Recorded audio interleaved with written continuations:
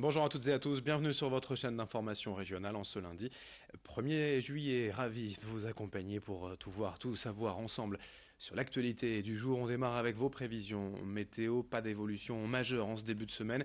Le soleil brille, les températures sont de saison, rien d'excessif ici encore en ce début de semaine. Sous le soleil, je vous le disais, un temps sec et dégagé, 18 degrés à Boulogne et le Touquet, 19 à Dunkerque, 20 degrés à Calais et Saint-Omer.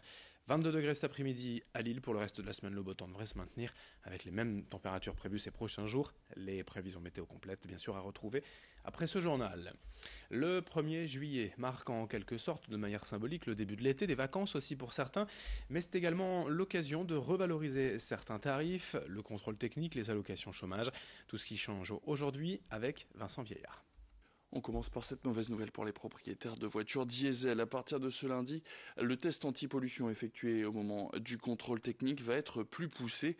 Des contrôles décriés puisqu'ils risquent de faire fortement augmenter le nombre de contre-visites. Alors si votre voiture n'est pas particulièrement bien entretenue ou si de la fumée noire se dégage du pot d'échappement à chaque démarrage, il est possible que vous deviez prévoir un budget plus large lors du prochain contrôle technique. Des contrôles plus poussés qui devaient être mis en place au 1er janvier dernier, mais la crise des gilets jaunes est passée par là et le gouvernement a reporté son application de quelques mois. À noter, pour rester dans le domaine automobile, que passé ce 1er juillet, les véhicules classés critère 4 ne pourront plus rouler dans Paris intramuros du lundi au vendredi de 8 h à 20 h. Une décision à surveiller puisqu'elle pourrait être appliquée dans quelques temps en province. On passe maintenant à cette augmentation de l'allocation chômage minimale. Elle passe de 29,06 € à 29,26 €, soit 20 centimes de plus par jour. Revalorisation qui concerne près de 94% des demandeurs d'emploi indemnisés par l'assurance chômage, soit environ 2 600 000 personnes d'après l'UNEDIC. Autre changement, le plafonnement des frais d'incident bancaire pour les clients fragiles. Des frais qui ne pourront pas dépasser 20 € par mois et 200 € par an pour les personnes qui ont souscrit une offre spécifique auprès de leur banque. Et puis, dernier point, cette fois pour les nouveaux propriétaires de drones de loisirs, des notices d'information sont désormais fournies. D'autres infos également avec en vue le changement annoncé par 11 communes de la métropole lilloise concernant la circulation des véhicules critères vignettes 4 et 5. Ces 11 communes, dont Lille notamment, la Madeleine, Saint-André, les Lille, Marquette et d'autres encore, interdiront à terme les vignettes critères 4 et 5. Ces véhicules ne pourront tout simplement plus circuler. Et ce, tous les jours, un pic de pollution ou pas, on y reviendra bien évidemment. Dans l'actualité de la région également ce week-end, plusieurs drames, notamment au Touquet. Deux jeunes de 21 et de 25 ans sont morts noyés samedi et dimanche, deux cas différents. À chaque fois la marée montante ont pris au piège ces jeunes gens morts par noyade. À Dunkerque, les pompiers sont également intervenus plusieurs fois ce week-end. 6 baigneurs à la dérive, secourus in extremis par les sauveteurs et les sapeurs-pompiers. De quoi rappeler à toutes et à tous le danger de la mer, même ici sur le littoral, il faut être prudent.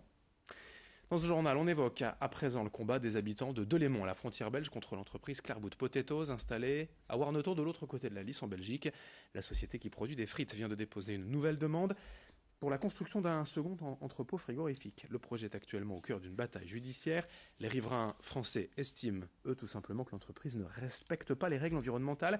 Ces dernières années, Clairbout Potatoes a enchaîné les scandales sanitaires avec notamment des poissons morts retrouvés à proximité de l'usine et des rejets dans la Lys de couleurs et d'odeurs particulières selon les riverains. Explication sur place recueillie par Rémi Desromeaux. On s'est tout de suite opposé. Alors opposé pourquoi ? Déjà par rapport aux nuisances que l'on subissait par rapport à cette entreprise. Donc nuisances olfactives, visuelles. On ajoute à ça des pollutions régulières de l'eau. Et on ne pouvait pas accepter que Delémont, qui est un village rural, qui fait tout pour justement cultiver ce côté trame verte et bleue. On a la Dole qui se jette dans la Lys à Delémont. On a donc beaucoup de chemins de halage. On a créé beaucoup d'espaces verts, de zones humides. Et on ne pouvait pas accepter un projet de destruction de zones humides que l'on connaît depuis tout le temps, puisqu'ici en face ce sont bien des prairies inondables, inondées tous les hivers, qui sont vouées à disparaître, alors que nous, de notre côté, nous recréons. En ce 1er juillet, c'est la journée mondiale du naturisme. Hier à Paris, plusieurs centaines de personnes se sont retrouvées entièrement nues pour un pique-nique au Bois de Boulogne. Et bien dans la région aussi, des associations font la promotion du naturisme. Reportage signé Xavier Silly. Le port du maillot de bain n'est pas toujours obligatoire. 2 fois par mois, les membres de l'association naturiste originelle se jettent à l'eau, un moment pour profiter des bienfaits de la vie quand elle est menée dans le plus simple appareil. On se met nu face aux autres, donc on accepte que l'autre nous regarde tel qu'on est, avec nos défauts, nos cicatrices, notre grosseur, notre maigreur. Et c'est une façon de vivre en complète harmonie avec les autres et soi-même. Une harmonie qui rassemble 200 adhérents naturistes et qui ne tiendrait vraiment pas à grand chose. Un maillot de bain, c'est pas grand, c'est quelques centimètres carrés, mais l'eau passe sur le corps d'une manière différente et c'est une grande libération, c'est toujours un grand bonheur. Voilà. L'association propose aussi du bowling ou des randonnées nues, sans oublier des séjours en camping naturiste, des rendez-vous collectifs qui permettent de ne pas être soumis au jugement de certains. Dans mon jardin, nous avons fait un genre de petite cour où on peut nous-mêmes faire à manger et recevoir de temps en temps des amis naturistes pour faire une petite fête où personne ne peut nous voir et nous juger parce que malheureusement, c'est pas toujours bien vu. Pour les naturistes, la nudité n'est pas apparentée à la sexualité et gare à ceux qui ne comprennent pas cette règle de base. On évite tout regard qu'on ne doit pas faire, quoi. Il y a une éthique de nous-mêmes que nous avons vis-à-vis des autres. De toute façon, s'il y avait quelque chose qui n'irait pas, la personne ne pourrait pas rester. Une pratique qui aurait séduit, selon une étude du cabinet ProTourisme, près de 2,6 millions de Français.